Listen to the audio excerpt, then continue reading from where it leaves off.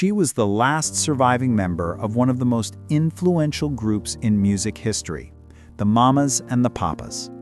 But decades after their songs defined an entire generation, Michelle Phillips would be the one to finally lift the veil on a secret that shook the foundations of rock and roll. The mystery of Mama Cass Elliot's daughter and the identity of her real father. A truth Cass took to her grave. Michelle never set out to be the keeper of such a secret. To the world, she was the face of California beauty, the woman who embodied the light, the freedom, and the music of the 1960s. But behind the sunlit photographs and soft harmonies was a story filled with obsession, betrayal, and heartbreak. The kind of story that could only have been born in the chaos of fame. The deeper you look, the more the perfect image of Michelle Phillips begins to fracture. A childhood shadowed by confusion, a marriage entangled in drugs and jealousy, and a revelation that would change how the world remembered an entire generation of artists. What she revealed years later would shock even those who thought they knew everything about the Mamas and the Papas. It was a secret buried under layers of silence, and the truth, when it came, was almost too heavy to bear. Don't take your eyes off this video if you want to uncover the full, shocking truth. Because behind the beauty, behind the fame, behind the harmony, lies the story that Hollywood never wanted you to hear. Before the lights, before the fame, before the tangled loves that would define her, she was simply Holly Michelle Gilliam, a child of two worlds, learning early that beauty often grows from chaos. She was born in Long Beach, California on June 4, 1944, into a home where affection and conflict lived side by side. Her father, Gardner Burnett Gilliam, was a man of contrasts, disciplined and magnetic, proud of his Texas roots, but restless to the point of recklessness. Her mother, Joyce Poole Gilliam, was delicate, kind, and easily overwhelmed by her husband's intensity. The marriage could never last. When it ended, Gardner took Michelle and crossed into a different world entirely, Mexico City in the 1950s. It was a city alive with rhythm, street vendors shouting over car horns, guitars echoing from cantinas, and the scent of chili and diesel in the humid air. For a young blonde American girl, it felt like stepping into another planet, dazzling and strange, full of danger and color. Gardner was determined to mold his daughter into someone strong. He taught her to speak clearly, to never show weakness, to be brave even when she didn't feel it. But Michelle's memories of him are layered. Admiration, fear, confusion, and a deep longing for calm that never came. Her father's love was fierce but fractured. He could be protective and tender by day, then unpredictable by night. Michelle later said that he brought home one woman after another, as if he couldn't stand the silence. Behind the always closed bedroom door, she heard voices, laughter, and sounds she didn't understand, only that they left her uneasy, her innocence slipping away in the dark. That's when I learned love could be loud, selfish, and still called love, she recalled years later. Mexico shaped her in ways she wouldn't realize until much later. She learned Spanish fluently, made friends easily, and grew comfortable in rooms full of strangers. The city taught her to adapt, to smile even when she felt lost. But it also gave her a restless heart, one that could never stay still for long. At school, she stood out, the tall, fair-haired girl who seemed to belong everywhere and nowhere. Teachers adored her confidence. Boys adored her beauty. But inside, she carried a quiet ache, the memory of a mother's absence and the uncertainty of a father's love. On warm nights, she would stand on the small balcony of their house, watching the lights flicker across the hills. She imagined another life, somewhere far away where the noise stopped and the air smelled of salt and dreams. California called to her like an old song. When she finally returned as a teenager, she wasn't the same girl who had left. Mexico had toughened her, softened her, and left a mark on her soul, a blend of discipline and defiance that would define the woman she'd become. By 16, she was bold, intelligent, and unafraid to walk into any room. She didn't yet know that the next room she entered would hold John Phillips, the man who would make her a star, a wife, and a ghost of her own freedom. When Michelle returned to California, the sun felt different. It wasn't just warmth, it was a promise. The beaches of Los Angeles shimmered with youth and rebellion. The air was electric with music. Bob Dylan's words, the Beatles' harmonies, and that new California sound that was shaping a generation. She was barely 17 when she met John Phillips, a man twice her age, brilliant, magnetic, and dangerous in the quietest way. John was already married with children, but Michelle didn't yet understand boundaries. She only understood connection. He was everything her father had been, and everything she thought she could control this time. Intelligent, powerful, impossible to resist. Their connection was instant. John saw in her a beauty that could captivate a crowd. She saw in him a mind that could turn chaos into melody. He became her mentor, her lover, her husband, and eventually her undoing. By 1962, they were married. By 1965, they were making history. Together with Denny Doherty and Cass Elliot, they formed the Mamas and the Papas, a harmony so perfect it felt otherworldly. Their songs became the soundtrack of a decade: California Dreamin', Monday, Monday, Go Where You Wanna Go. Each note carried that sweet ache of longing, the sound of a generation searching for freedom and finding heartbreak. But inside the band, freedom came with a price. John ruled like a quiet storm. He was creative, visionary, but controlling to the point of cruelty. Michelle, young and full of life, began to feel the walls closing in. Still, on stage and in the studio, their chemistry was undeniable. Michelle's voice blended effortlessly with Cass's warmth and Denny's emotion. She didn't have the biggest voice, but she had the kind that lingered, breathy, intimate, almost hypnotic. The camera loved her. So did the magazines. In a world full of free love and flower crowns, Michelle Phillips became the face of California beauty. But fame and love have a way of corroding each other. John's admiration for Michelle's beauty turned into jealousy. He wanted her to be loyal, perfect, his muse. Yet, he was surrounded by temptations of his own. The marriage began to twist into something darker, a mix of music, drugs, and manipulation disguised as art. They toured, recorded, and fought, all in the same breath. Cass Elliot, the heart of the group, watched it all unfold. She loved Denny, who loved Michelle, who was still trying to love John. It was a circle of affection and betrayal so tightly wound that every harmony began to sound like pain.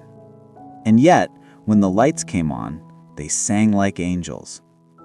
Audiences didn't hear the arguments, the tears, or the tension that filled the studio. They only heard magic.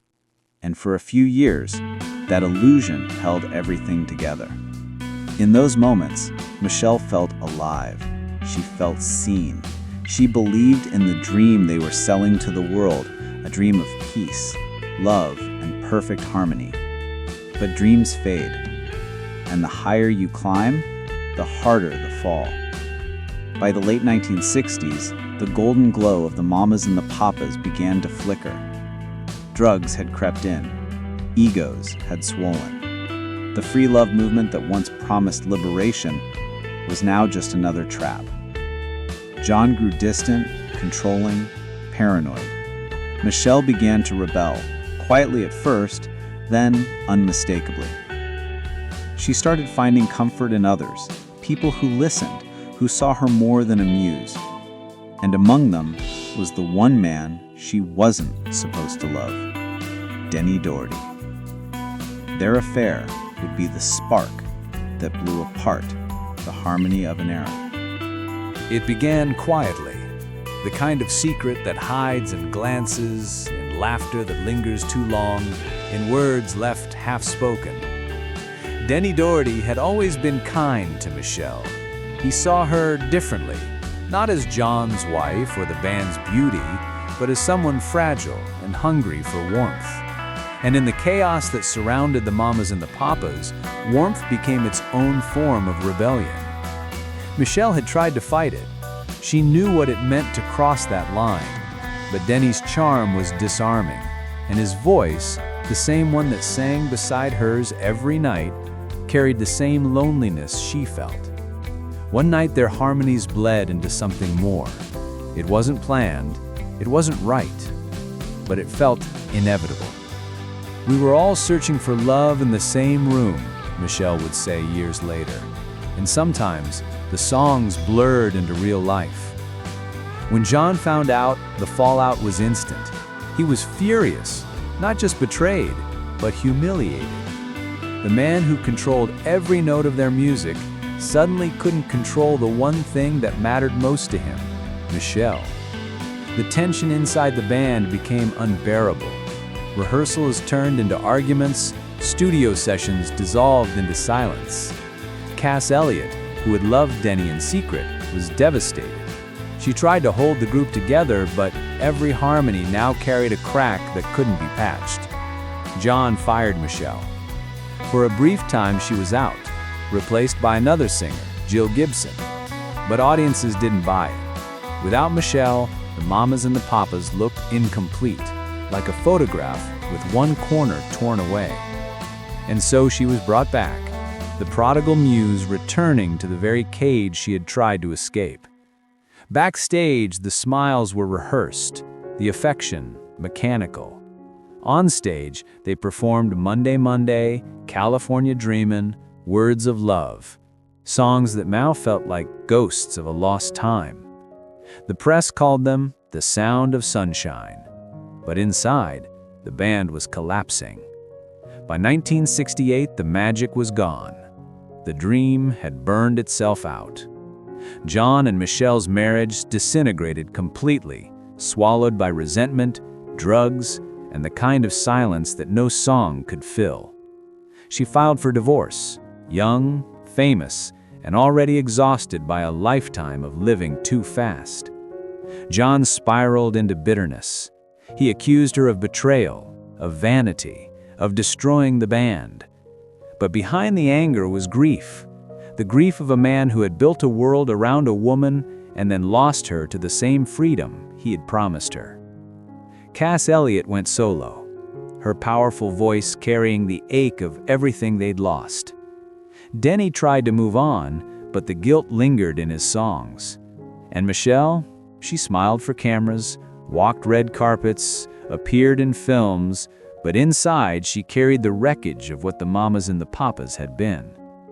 The band would reunite briefly in the early 1970s, trying to reclaim what was already gone. The harmonies were there, but the heart was not.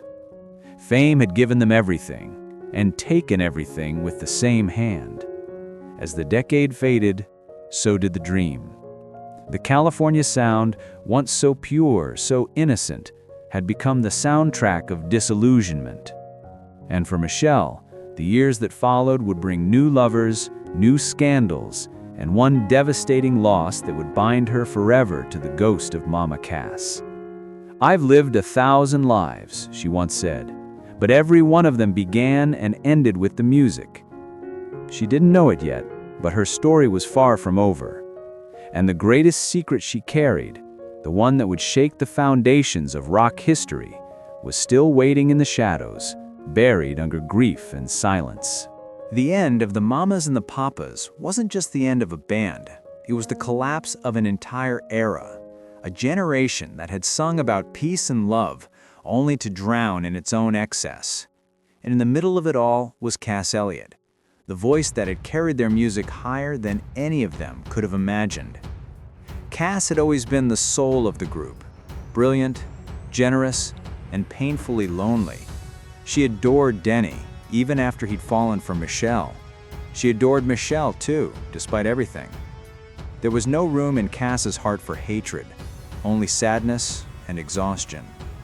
When the band dissolved, each of them went their own way.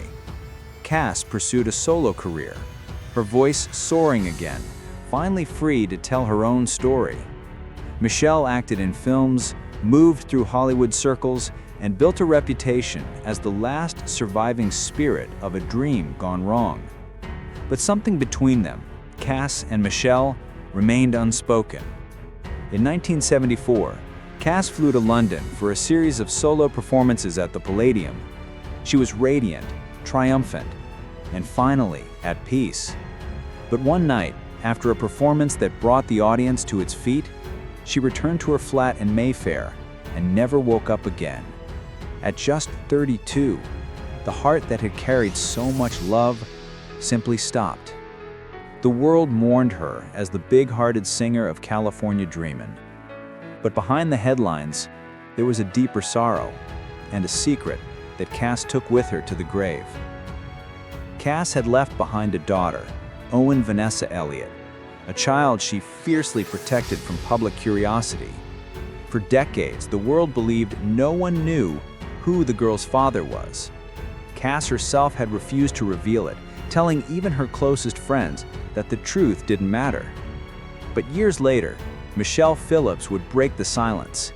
She had promised Cass she would always look after Owen, and she did.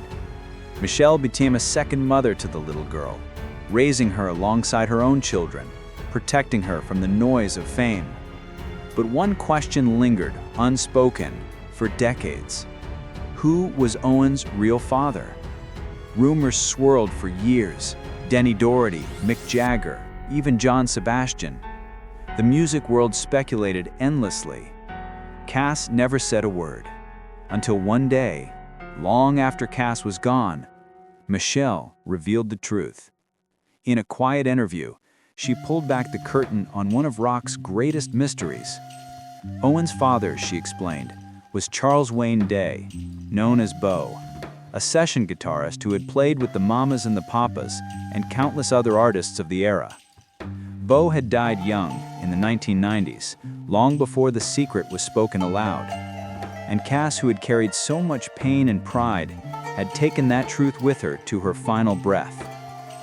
Cass wanted to protect everyone, Michelle said softly. She wanted her daughter to grow up without shame, without gossip. She carried that burden so the rest of us wouldn't have to. The revelation didn't bring scandal, it brought closure. Fans who had adored Cass wept at the tenderness of it all, that a woman who had given her voice to the world had also given her silence to protect her child.